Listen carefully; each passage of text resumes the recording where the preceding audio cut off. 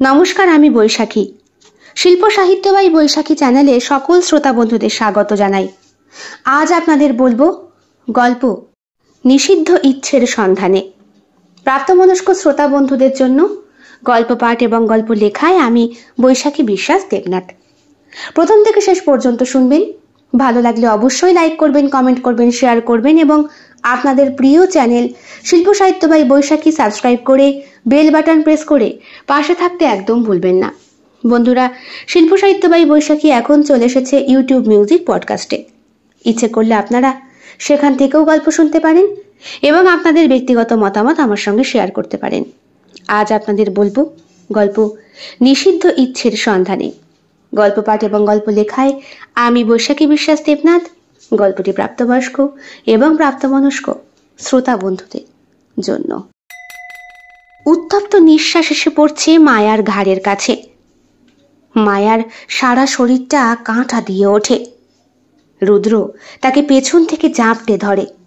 আয়নার সামনে মুখোমুখি মায়া তাকাতে পারছে না। রুদ্র বলে, আমার ইচ্ছে তুমি আমার দিকে তাকাও। বলতে বলতে মায়া আয়নার দিকে তাকায়।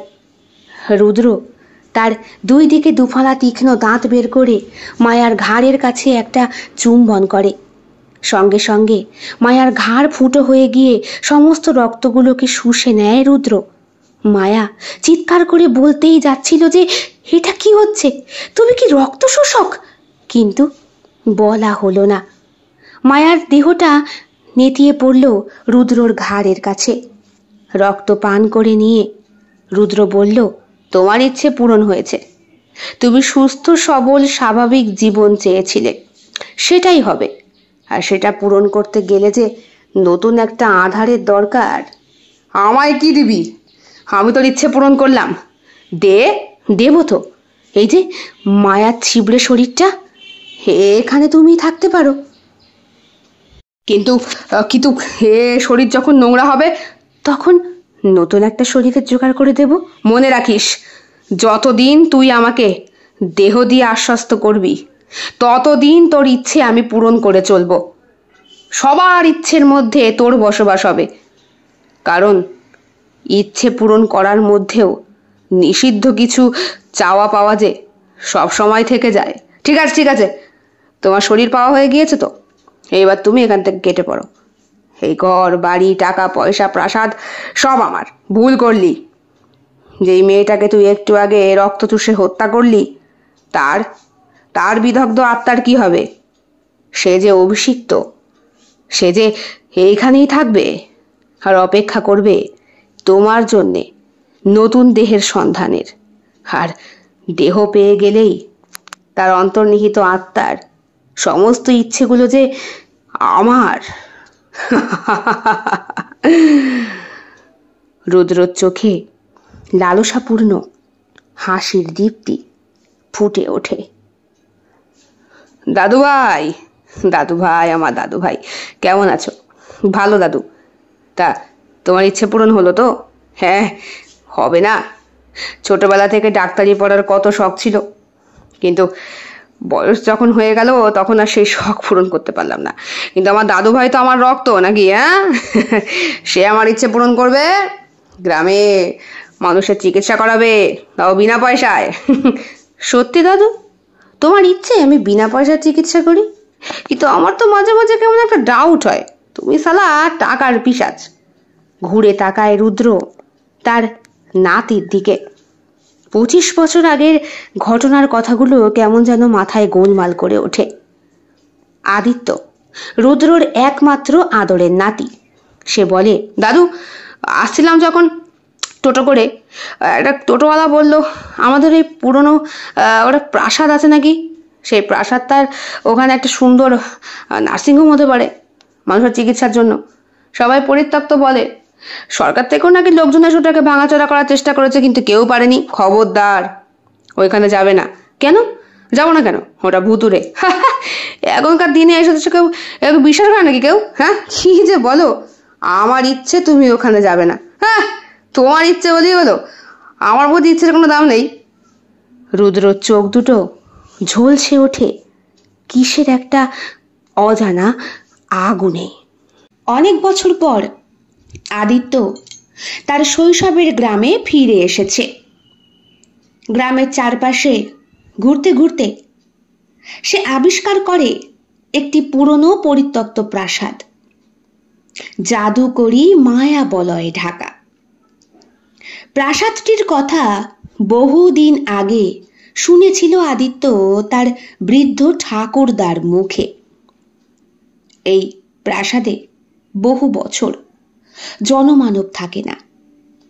একটা ভয়াবহ সৌন্দর্য এই প্রাসাদ নিজের মনের মধ্যে আঁকড়ে ধরে সকলকে আকৃষ্ট করে।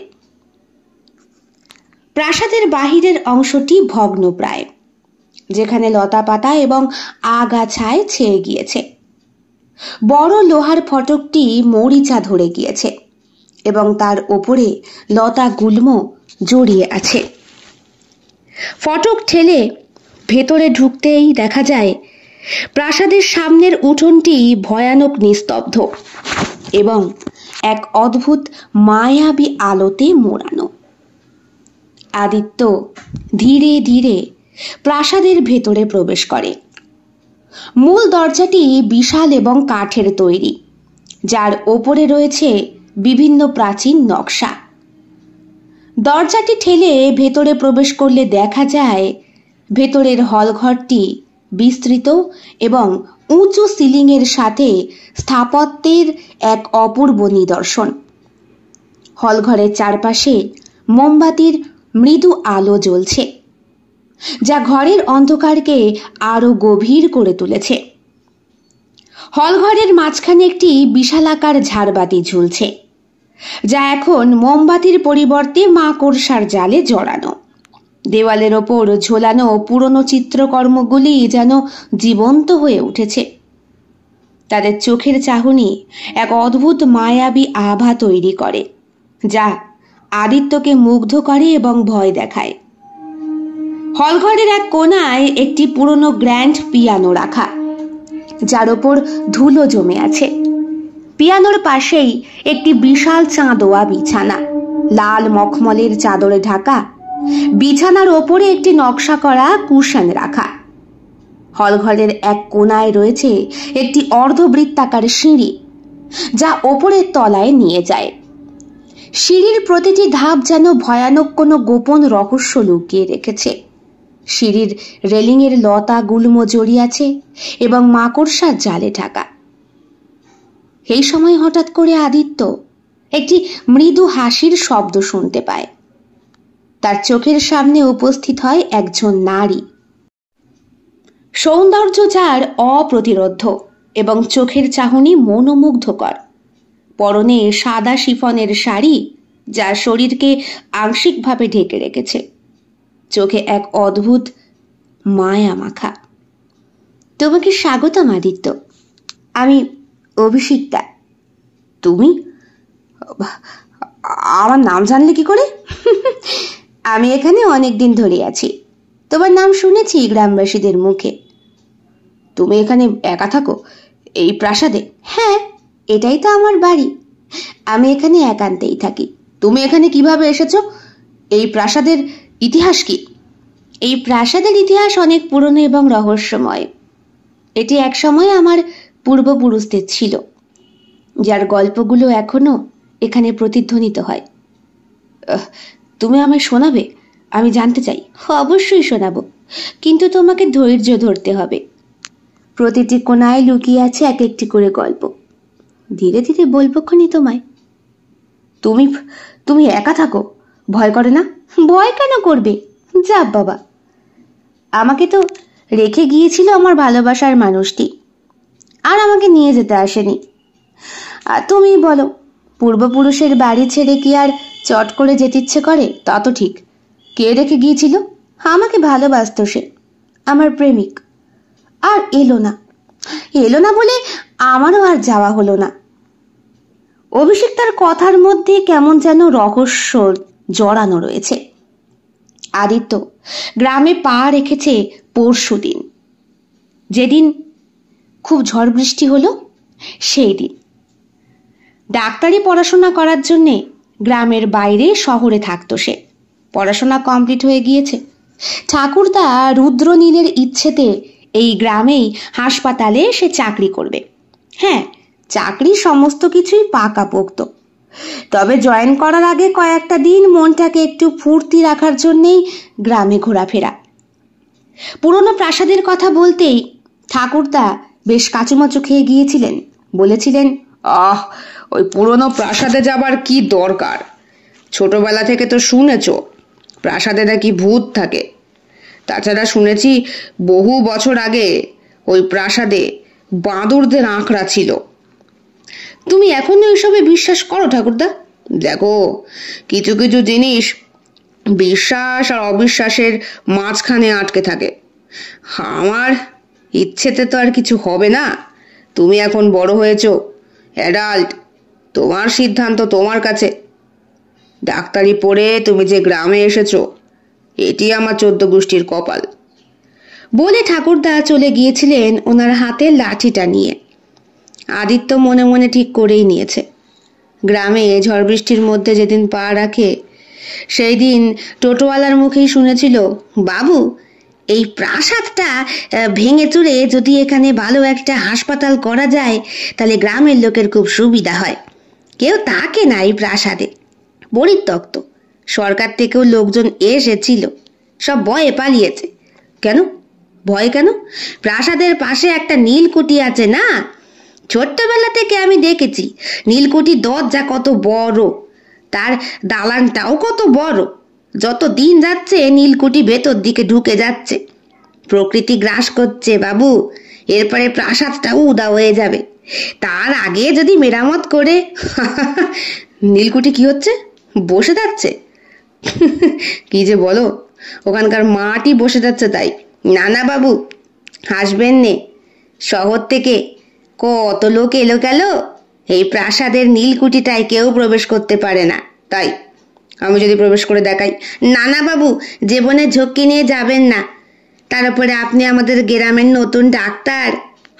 আদিত্য পাত্তা দেয়নি ওই লোকের কথায়, ওকে আকর্ষিত করেছিল। তবে প্রাসাদের কাছে এসে নীলকুঠির দর্শন তো সে পেল না। তাহলে কি নীলকুঠিটা সত্যি সত্যি মাটির নিচে ডেবে গিয়েছে, আর দেখা যাবে না? পেছন করে তাকিয়ে আদিত্য অভিষিক্তাকে খোঁজার চেষ্টা করে। পুরো খাঁ প্রাসাদের মধ্যে এত সুন্দর একটা মেয়ে একা একা বাস করে কি করে? এই মেয়েটা আবার ভূত না তো? না না, ভূতেরা আবার মানুষের মতো করে কথা বলতে পারে নাকি? ওরা তো একবারে ঘাড়ের মধ্যে এসে ঘাড়টা মোটকে দিয়ে রক্ত চুষে। কিছু ভাবছো? না, আসলে প্রাসাদে আসতে চাইছিলাম আমি, আমার বাড়ি থেকে খুব না না করছিল। তোমার বাড়িতে কে কে আছে? আমার ঠাকুরদা আর আমার মা। বাবা অনেকদিন আগেই মারা গেছে পক্ষাঘাতে। ও, আই এম সো সরি। আর তোমার? আমি তো বললাম, আমার ভালোবাসার মানুষটি আমাকে এখানে এনেছে, তারপরে তার আর দেখা নেই।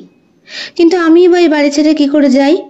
ও, তা তোমার ভালোবাসার মানুষটির বাড়ি বুঝি এইটা? হ্যাঁ, এইটাই তো ছিল, ঠিকানা তো তাই দিয়েছিল। আমাকে তো নিয়ে আসলো শহর থেকে, এনে আর নিয়ে যাওয়ার নাম নেই। কেমন লাগে বলো তো? তো তোমার খাওয়া দাওয়া কি করে হয়? হুমা, এখানে রঘু কাকা বলে একজন তো আছে, আমাকে দুবেলা খেতে দিয়ে যায়। রঘু কাকা? হ্যাঁ, কেন তুমি চেনো না? ভদ্রদের বাড়ির পেছনে ওনার ছোট্ট কুটি বাড়িটা আছে। ও, রঘুনাথ ব্যানার্জি? হ্যাঁ, চিনতে পেরেছো? চিনবো না কেন, আমার ঠাকুরদার বন্ধু লোক তো। ছোটবেলায় ওনার বাড়ির উঠোনে কত খেলা করলাম। ওনার নাতনি, কি যেন নামটা, মীনা কুমারী, অনেক বড় হয়ে গেছে মনে হয়। বাহ, ওকেও চেনো? ওমা, তা চিনবো না? কিন্তু ও তো এখন আর এখানে থাকে না। কেন কেন? বিয়ে হয়ে গিয়েছে। কথাটা শুনে মনটা খারাপ হয়ে যায় আদিত্যর। তার মীনা কুমারীর কথা আজও মনে আছে। ছোটবেলায় একসঙ্গে উঠোনে খেলা করত, পুকুরে মাছ ধরত, স্নান করত। কিছুটা বলতে গেলে শহরের সুন্দর পসরা ছেড়ে এই গ্রামে এসে নিজের পসরা জমানোর ইচ্ছের মধ্যে অনেকটা মীনা কুমারীকে চাওয়াটাও তার পছন্দের লিস্টেই পড়তো। কিন্তু অভিষিক্তার মুখ থেকে এমন কথা শুনে মনে মনে আঘাত পায় আদিত্য।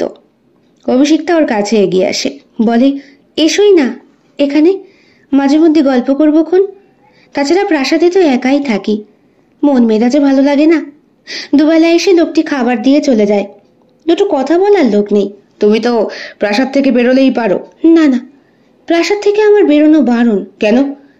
আমার ভালোবাসার মানুষটি আমায় কথা দিয়েছিল, সে একদিন না একদিন ঠিক আমাকে এসে উদ্ধার করবে, কিন্তু সে তো এলো না। তাই বলে আমি তো তার জন্য অপেক্ষা নষ্ট করতে পারি না। কিন্তু তুমি তো একটা ইয়ং মেয়ে, শুধু শুধু নিজের জীবন যৌবন কেন একটি মানুষের জন্য নষ্ট করবে? কেন? তুমি যে এইভাবে মীনা কুমারীর জন্য অপেক্ষা করেছো, আমি বুঝি করতে পারি না? তুমি কি করে বুঝলে? আমি মন পড়তে পারি। তুমি কি সাইকোলজি নিয়ে পড়াশোনা করেছো? একবারে অত কিছু জেনে নিলে কি করে চলবে? ধীরে ধীরে রহস্যের উন্মোচন হবে। আমি বরং এখন যাই, বুঝলে? সন্ধে হয়ে গিয়েছে, রাত হতে আসলো। ওপরে যাই। হ্যাঁ। ওপরে বলতে? উমা, ওপরে 3 তলার ঘরেই তো আমার থাকার জায়গা। এইখানে সাপ বেজি এসবের মধ্যে থাকা যায় নাকি? তাছাড়া লোকজনের কোনো ভরসা নেই, হয়তো আমার ছায়া দেখে আমাকে প্রাসাদের ভেতরে পুড়িয়েই মারলো। আচ্ছা, গ্রামের লোকেরা জানে এখানে যে তুমি থাকো? হোমা, তা জানবে না? যেদিন আমাকে আমার প্রেমিক এনে এখানে রাখে, সেই দিন তো সকলেই দেখেছিল, সকলে বলেও ছিল আমাকে বিয়ে করে নিতে। সে বেটা বলে কি আমি শহরে যাব টাকা জোগাড় করতে, আর এলো না। কেমন বিয়াক্কেলে বলো দেখি। অভিষিক্তা মুক্তোর মতো করে হাসে, তার হাসিটা জাদুকরী আভায় ছড়িয়ে পড়ে। আদিত্য বলে, বেশ, তাহলে আমি এখন আসি। এসো। মীনা কুমারীর কথা ভেবে মনে মনে দুঃখ পেও না, পরজন্মে দেখো তোমার সঙ্গে ঠিক দেখা হবে। তুমি ওসবে বিশ্বাস করো? করতে হয় এখন। তোমার বাবা মার কথা মনে পড়ে না? ভীষণ মনে পড়ে, কিন্তু মুখ পুড়িয়ে এসেছি, তাদের কাছে যাওয়ার মতো কোনো উপায় নেই আমার। তুমি বড্ড অদ্ভুত। সবাই তাই বলে, আমার প্রেমিকও তাই বলতো, কিন্তু কেন যে এলো না। আদিত্য সুস্থ সবল ভাবে প্রাসাদ থেকে বাড়ি ফিরে আসে। বাড়িতে আদিত্যর মা খুব চিন্তায় পড়ে গিয়েছেন। বাবা, আপনি ছেলেটাকে আটকাতে পারলেন না? আপনার নাতনি আপনার কথা কি শুনতো না? বৌমা, তুমি জানো এখন সে বড় হয়েছে, তার ওপরে এখন হুকুম তামিল করা মানে তার পারমিশন নিয়ে করা। এই তো চলে এসছে দাদু ভাই। দাদু ভাই, তোমার কি কোনো আক্কেল হবে না? কি হয়েছে? কি হয়েছে মানে? তোমার মা চিন্তা করছে, আমি চিন্তা করছি, সাত সকালে বেরিয়ে গেলে খাওয়া দাওয়া করে। তোমার কি হুঁশ হবে না নাকি? দাদু, প্রাসাদটা খুব সুন্দর, তাছাড়া প্রাসাদের মালকিনের সাথে কথা হলো। কি বলছিস বাবু? প্রাসাদটা আমি বিয়ের পর থেকে দেখছি পরিত্যক্ত। তোর ঠাকুরদা কোশমিন কালে পর্যন্ত ওইদিকে যায়নি কোনোদিন, তাই না বাবা? রুদ্রবাবু তাকিয়ে রইলেন বৌমা সরস্বতী দেবীর দিকে, বললেন, হ্যাঁ হ্যাঁ হ্যাঁ ঠিক, আমিও যাইনি কোনোদিন। তুই আবার কার সাথে কথা বলিয়ে দিলে? ওই প্রাসাদের মালকিন অভিষিক্তা, বোধহয় প্রাসাদের বর্তমান যে মালিক, সে মেয়েটিকে বিয়ের প্রতিশ্রুতি দিয়ে ওখানে আটকে রেখেছে। আটকে রেখেছে বলতে, দাদু, ওই তোমার রঘু কাকার কথা মনে পড়ে? রঘুনাথ। হ্যাঁ। ও, সে কি করলো? সে নাকি খাবার দিয়ে আসে। বলিস কি? বয়স হয়ে গিয়েছে 90-এর কাছাকাছি, আমারই বয়সী, নিজে হাঁটতে চলতে পারে না, সে আবার একটা মেয়ের দায়িত্ব নিয়ে রান্না বান্না। তোর কি মাথা খারাপ হয়ে গিয়েছে? বাবা, ও মনে হচ্ছে ভুলভাল কিছু দেখেছে। আপনি একবার কালকে জানতো ওর সাথে? না না বৌমা, ও বাড়িতে যাওয়া বহু বছর আগে ছেড়ে দিয়েছি। আর যাই, মাথা খারাপ? তুমি ওই বাড়িতে আগে যেতে নাকি দাদু? নিজের নাতির কথায় কাচুমাচু হয়ে গেলেন তিনি, বললেন, না না, ওই মানে একবার যুবক বয়সে গিয়েছিলাম, ওই প্রথম, ওই শেষ। ওই পরিত্যক্ত হানা বাড়িতে কেউ আবার যায়? তবে যেই মেয়েটির নাম বললে অভিষিক্তা, নামটা শুনে তাকে একবার দেখতে ইচ্ছে করছে। ইস, বেচারি কার না কার পাল্লায় পড়ে প্রাসাদে এসে উঠেছে। তাছাড়া রঘুর কাছে একটু খোঁজ নিতে হবে তো, কাকে খেতে পড়তে দিচ্ছে। মেয়েটাকে একদিন আমাদের বাড়িতে নিয়ে এসো না। সে না হয় একদিন আনবো খনি দাদু, আমি বলছি মিনার কথা। মীনা কুমারী খুব ভালো আছে, বিয়ে হয়ে গিয়েছে স্কুল মাস্টারের সঙ্গে, এই তো 2 বছর আগে। তুমি খবরটা আমায় আগে দাওনি কেন? ও মা, এ আবার কি এমন গুরুত্বপূর্ণ খবর? তোমার তখন পরীক্ষা চলছে, তোমার জীবন মরণ সমস্যা, ডাক্তারি হওয়া তোমার স্বপ্ন, সেগুলো পূর্ণ করতে গেলে তো অনেক কিছু কম্প্রোমাইজ করতে হয় দাদু ভাই। তাই না? অনেক কিছু করতে হয় বলো? হ্যাঁ, ঠিক যেরকম তোমার ইচ্ছে ছিল শহরের অনেক বড় ব্যবসাদার হওয়া? হতে পারলে না? আমার কথা বাদ দাও, সেসব অতীত। আমারটাও তো অতীতে হয়ে গেল দাদু। তুমি তো জানতে মিনাকে আমি। কথাটা বলে আদিত্য মাথা নিচু করে তার ঘরের দিকে চলে যায়। সরস্বতী দেবী বললেন, আজও বোধহয় ভুলতে পারেনি বাবা। না ভুলুক, ওভাবেই থাকতে দাও। মিনার মধ্যে কি দেখেছিল? একটা পুরোহিতের মেয়ে, সেরকম করে আই ইনকাম নেই, আর এখন তোর মুখেই শুনলে নিজে কার বাড়িতে ঝিগড়ি করছে, রান্না খাবার খাওয়াচ্ছে। ওর সাথে একবার কথা বলা আমার দরকার। পরের দিন আদিত্য আবার যায় অভিষিক্তার সঙ্গে দেখা করতে। তবে আজকে বাড়ি থেকে বেরোনোর আগে মা বা ঠাকুরদা কারো পারমিশন নিয়ে আসার প্রয়োজন সে বোধ করেনি। এসেছো? হ্যাঁ, দিনের বেলা একবার এসেছিলাম, তোমায় তখন দেখতে পাইনি। হো, দিনের বেলায় তো আমি এখানে থাকি না। কোথায় থাকো? দিনের বেলায় আমি একটু বাইরে বেরোই। তুমি যে বললে তুমি আসার পর থেকে কোনোদিন বাড়ির বাইরে বেরোনি। আরে বাবা, এমনি গ্রামটা দেখতে বেরিয়েছিলাম। দুটো ফুল তুলে নিয়ে এসেছি তোমার জন্য। আমার জন্য? বেলি ফুল, গন্ধ শুকে দেখো, খুব সুন্দর, খুব সুন্দর। অভিষিক্তার ঘরে প্রবেশ করে আদিত্য। ঘরটার মধ্যে মোমবাতির আলো জ্বলছে। অভিষিক্তা লাল মখমলের বিছানার ওপরে বসে, হাতে তার একগুচ্ছ ফুল। দেহের প্রত্যেকটি অংশ তার প্রলুব্ধকর সৌন্দর্যে ভরপুর। আদিত্য, আমি তোমার অপেক্ষাতেই ছিলাম। তোমাকে খুব সুন্দর দেখাচ্ছে। তোমার জন্যই তো এই সাজ আমার। তুমি আমার কাছাকাছি এসো আদিত্য। আদিত্য ধীরে ধীরে অভিষিক্তার দিকে এগিয়ে যায়। তার চোখে মুগ্ধতার ঝলক, তার হৃদয়ে দ্রুত স্পন্দিত হচ্ছে। তুমি এক অদ্ভুত সুন্দর অভিষিক্তা, তুমি আমাকে মন্ত্রমুগ্ধ করেছ। তুমি জানো আদিত্য, আমি তোমার কাছ থেকে কিচ্ছু লুকোইনি। আমার দেহ মন সব কিছু তোমার জন্য উন্মুক্ত। আমি যা সহ্য করতে পারছি না অভিষিক্তা। অভিষিক্তা আদিত্যকে কাছে টেনে নেয়। তার শরীরের উত্তাপ একে অপরকে স্পর্শ করে। অভিষিক্তার নরম ঠোঁট আদিত্যর ঠোঁটে মিশে যায়। তাদের মধ্যে এক অদ্ভুত রোমাঞ্চ শুরু হয়। প্রত্যেকটি ছোঁয়া, প্রত্যেকটি চুম্বনই মন্ত্রমুগ্ধের মতো। আদিত্য অভিষিক্তা ধীরে ধীরে বিছানার ওপরে শুয়ে পড়ে। অভিষিক্তার শরীরের প্রত্যেকটি ভাঁজ, প্রত্যেকটি বাঁক আদিত্যর চোখে প্রলুব্ধকর সৌন্দর্যের সৃষ্ট নিদর্শন হয়ে ওঠে। তারা একে অপরের শরীরের প্রতি আত্মসমর্পণ করে এবং অনুভূতির মাঝে আটকে যায়। অভিষিক্তার নিঃশ্বাস যেন আটকে আসছে। শীতকালের ধ্বনিতে, আদিত্য, আমি তোমার। অভিষিক্তা, আমিও তোমার মধ্যে হারিয়ে গেছি। রাতের নির্জনতায় নতুন সূচনা। প্রাসাদের দেওয়ালে যেন মর্মস্পর্শী মুহূর্তের সাক্ষী হয়ে ওঠে। রাতের নির্জনতা এবং মোমবাতির আলোয় তারা একে অপরের মধ্যে ডুবে যায়। তাদের হৃদয় এবং শরীর একে অপরের প্রতি সম্পূর্ণভাবে আত্মসমর্পণ করে। রাতের গভীরে যখন প্রাসাদটি সম্পূর্ণ নিস্তব্ধ, অন্ধকারের চাদরে মোড়ানো, হঠাৎ করে একটি অদ্ভুত ছায়ামূর্তির উদয় হয় প্রাসাদের অন্ধকার কোণ থেকে। ছায়াটি ধীরে ধীরে আদিত্য এবং অভিষিক্তার দিকে এগিয়ে আসে। আদিত্য তৎক্ষণাৎ সতর্ক হয়ে ওঠে। আদিত্যর ফোনটা বেজে চলেছে অনেকক্ষণ ধরে।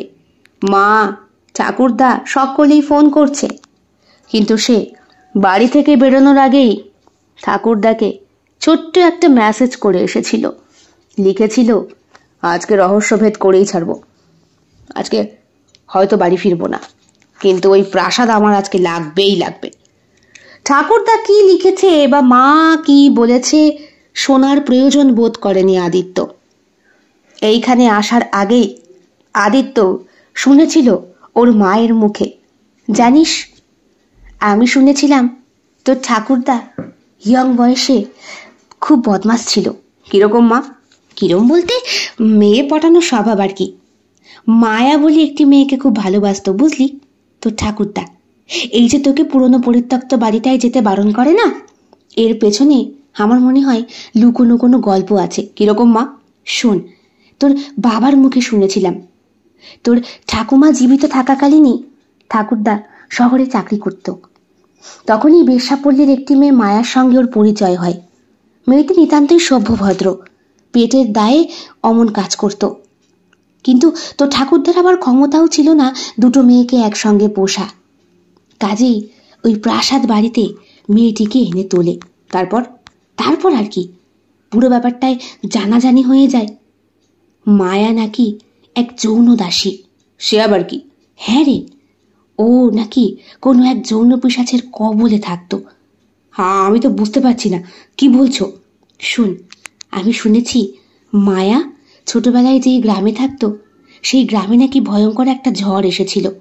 সবকিছু ধ্বংস হয়ে যায় ওর, পরিবার, সহায় সম্বল সবকিছু দুর্যোগে ছিনিয়ে নেয় ওর জীবন থেকে প্রকৃতি।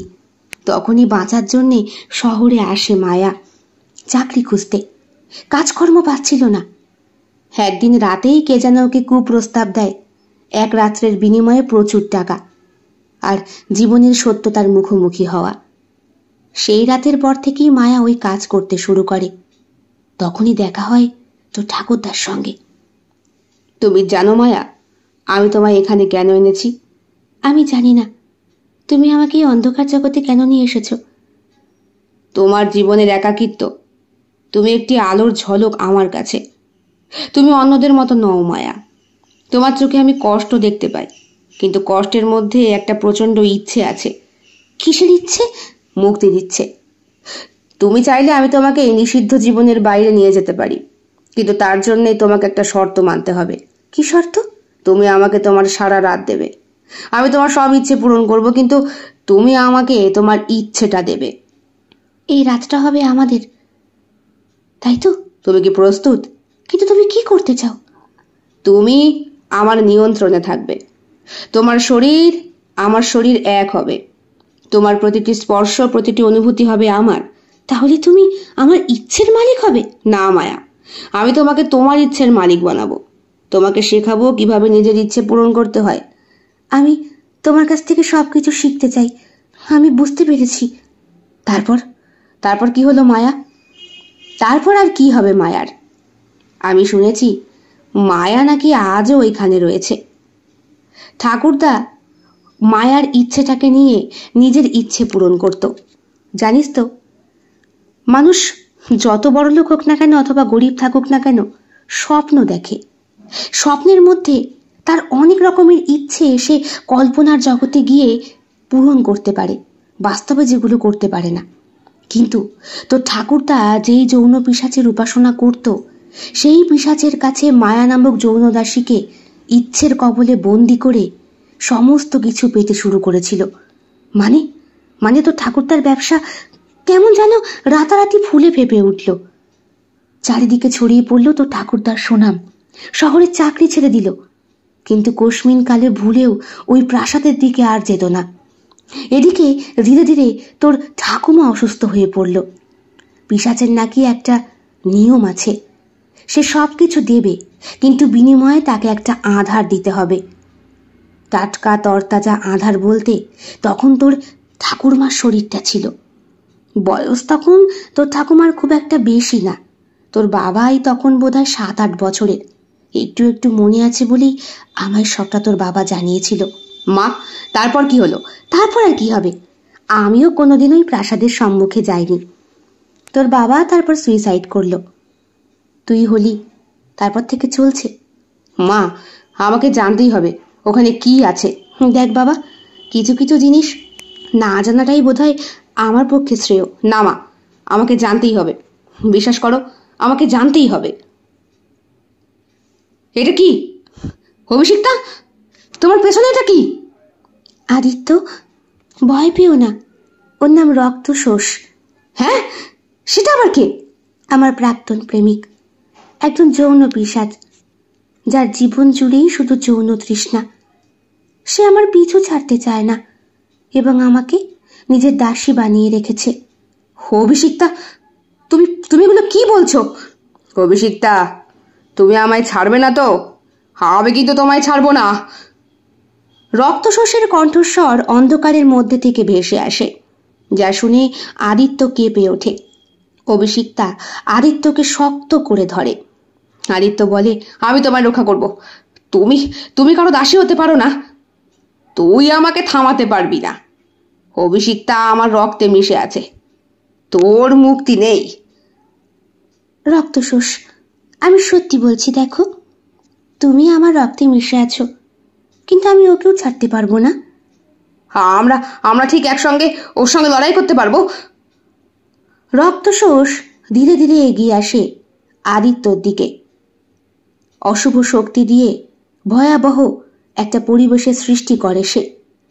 আদিত্য অভিষিক্তার দিকে তাকিয়ে বলে, আমি এসবের মানে কিচ্ছু বুঝতে পারছি না, অভিষিক্তা, এগুলো কি হচ্ছে? অভিষিক্তা তাকিয়ে থাকে আদিত্যর চোখের দিকে, বলে, কিছু মনে পড়ছে না? মনে করার চেষ্টা করো। তুমি, তোমার ভেতরে থাকা আধার, সেটা তো আমার প্রেমিক মদনের আধার। মানে? মানে তুমি আমার পুরনো প্রেমিক মদন, যে ভুলিয়ে ভালিয়ে আমাকে গ্রাম থেকে শহরে নিয়ে এসেছিলে। তারপরে আমাকে ভক্ষণ করলো তোমার ঠাকুরদা রুদ্রনীল, যিনি এখনো বেঁচে রয়েছেন। ইচ্ছে পূরণ করার জন্য যৌন পিশাচের কাছে আমার সমস্ত ইচ্ছেকে বলি দিয়ে সে জগতের সমস্ত শক্তি সুখ অর্জন করলো, অথচ দীর্ঘদিন ধরে এই প্রাসাদে আমাকে বন্দি করে রেখে প্রত্যেক দিন রাত্রেবেলা আমার দেহটাকে শুষে শেষ করে দেয় এই পিশাচ। ধীরে ধীরে আমিও তার মতো তীক্ষ্ণ ধারালো দাঁতযুক্ত বাঁদরে পরিণত হলাম। আমার মাথায় কিচ্ছু ঢুকছে না। দেখো আদিত্য, প্রকৃতি হলো একটা অদ্ভুত মায়া, আমি তারই পুনরুজ্জীবিত শক্তির ধারা। আমাকে তুমি কোনো মতেই শেষ করতে পারবে না। স্বেচ্ছায় যে আমার কাছে আসে, আমি তার সমস্ত ইচ্ছে পূরণ করি, কারণ আমার সমস্ত ইচ্ছে যে তোমার ঠাকুর তার চরণে সঁপে দেওয়া। আর তার মালিক এই পিশাচ, যার হাত থেকে আমার আধারের কোনো মুক্তি নেই। যুগের পর যুগ মানুষ জন্মাবে, মৃত্যু হবে, আমিও দেহের পর দেহ বদলাবো, কিন্তু আমার অন্তরাত্মা একই থাকবে। আদিত্যর মাথা ঘুরে যায়। সে দুহাতে মাথা চেপে বসে পড়ে মার্বেলের মেঝের ওপরে, বলে, আমার আমার কিচ্ছু বিশ্বাস হচ্ছে না, আমি কিচ্ছু বিশ্বাস করতে পারছি না। দেখো দেখো, আমার সত্যি ভয় করছে অভিষিক্তা, আমি তোমার সঙ্গে আছি, আমরা একসঙ্গে না হয় মোকাবেলা করব। তুমি রক্তচোষের কিচ্ছু করতে পারবে না, ও রক্তচোষার জাত, তোমাকে এখনো শুষে খাবে, তারপর তোমার শরীরটাকে ছিবড়ে করে দেবে। কার জন্য জানো? আমার জন্য। বহুদিন হয়েছে মীনা কুমারীকে দেহের মধ্যে ধারণ করেছি, এইবার তার ছিবড়ে শরীরটাকে ত্যাগ করে তোমার ভেতরে প্রবেশ করার পালা। আত্মার তো কোনো লিঙ্গ হয় না, তাই আমিও সব রকম ভাবেই সবার শরীরে প্রবেশ করতে পারি।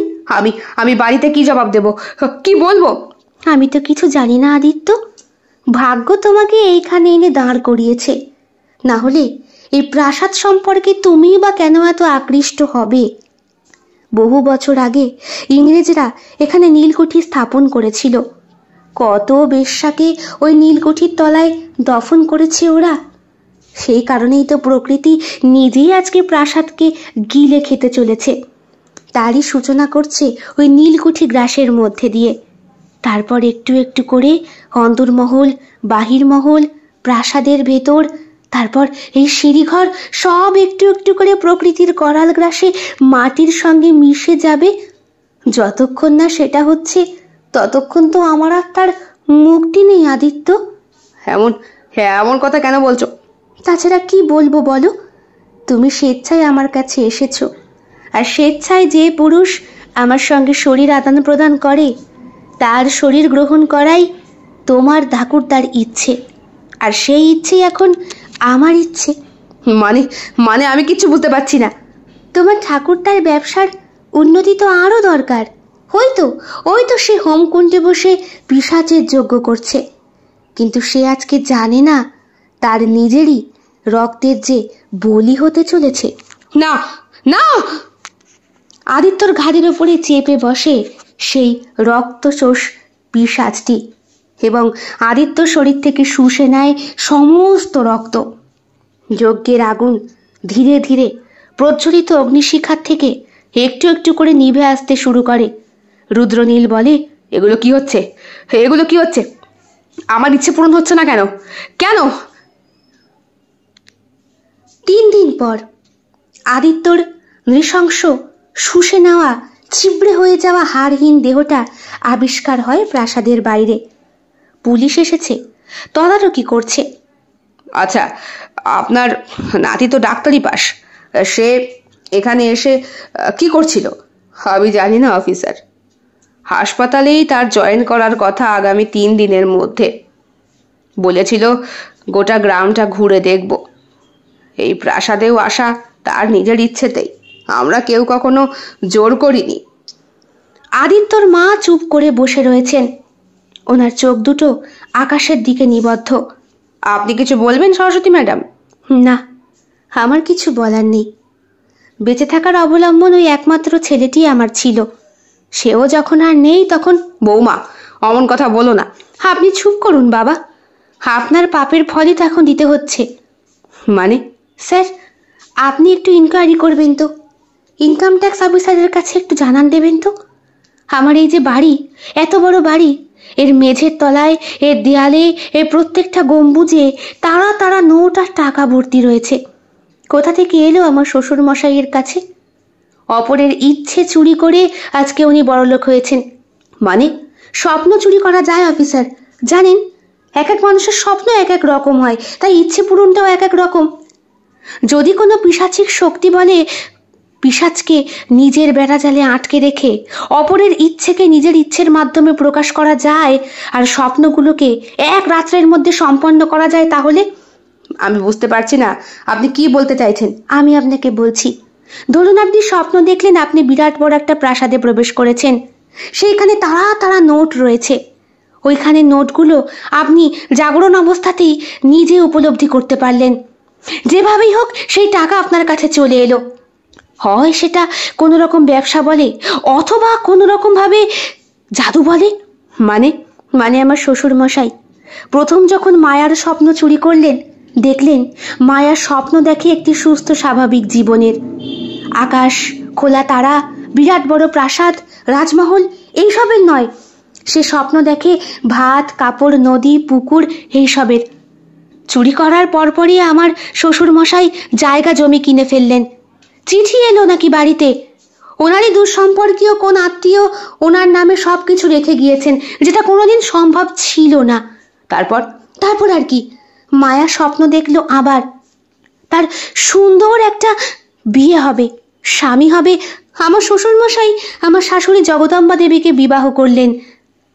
তারপর স্বপ্ন পুত্র সন্তান প্রাপ্তির, তারপর স্বপ্ন আরো বেশি ব্যবসাপত্তর। অপরের স্বপ্নকে চুরি করে তার নিষিদ্ধ ইচ্ছেকে কাজে লাগিয়ে এইভাবেও বড়লোক হওয়া যায়। কিন্তু এর বেশে তো আপনার শ্বশুর মশাইকে আমরা গ্রেফতার করতে পারবো না। এটা তো কোনো উপযুক্ত প্রমাণই হলো না। মাঝখান থেকে আপনার ছেলেটা। তাই তো বলছি, আমার ছেলেও হয়তো এবার কারো ইচ্ছের বিরুদ্ধে গিয়ে বলি হতে চলেছে, অথবা বলি হয়ে গিয়েছে। আপনারা বরং সেই প্রাসাদে খোঁজ খবর করুন। প্রাসাদ? কোন প্রাসাদের কথা বলছেন? যেই প্রাসাদের বাইরে আমার ছেলেকে পাওয়া গিয়েছে। কোথায়? কোনো প্রাসাদ তো সেখানে ছিল না। ওখানে তো রয়েছে জাস্ট একটা নীলকুঠি। সেই কুঠি ভালো করে খোঁজ খবর করে আমরা দেখেছি, সাপখোপ ছাড়া ওখানে কিচ্ছু নেই। ঘুরে তাকায় সরস্বতী তার শ্বশুর রুদ্রনীলের দিকে। রুদ্রনীলের চোখ দুটো একেবারে বন্ধ করা। সরস্বতী দীর্ঘশ্বাস ফেলে বলে, হইতো। কি বলুন তো? হইতো কি করে প্রাসাদ উধাও করতে হয় দেখতে পাচ্ছেন না? ওটাও বোধহয় কারো ইচ্ছে, যেটা চুরি করেছে আমার শ্বশুর মশাই। ওকে গ্রেফতার করুন ওকে। সরস্বতী দেবীর কথায় গ্রেপ্তার করা হলো ঠিকই, কিন্তু পরের দিনই কিভাবে যেন জেল থেকে ছাড়া পেয়ে যায় রুদ্রনীল। বাড়ি ফিরে আসে, এসেই বলে, আমি জানি আগামীকালই তুমি পানাপুকুরে ডুবে মারা যাবে। এগুলো কি বলছেন বাবা? ঠিকই বলছি। দেখলাম আমার মৃত ছেলের সেটাই ইচ্ছে। আর ছেলেকে তো আর এমনি এমনি আমি মারিনি, তার ইচ্ছেটাকে জানার জন্যে মেরেছি।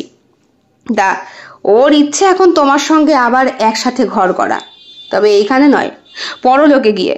তা বৌমা, তুমি যাবে নাকি আমি নিজে থেকে?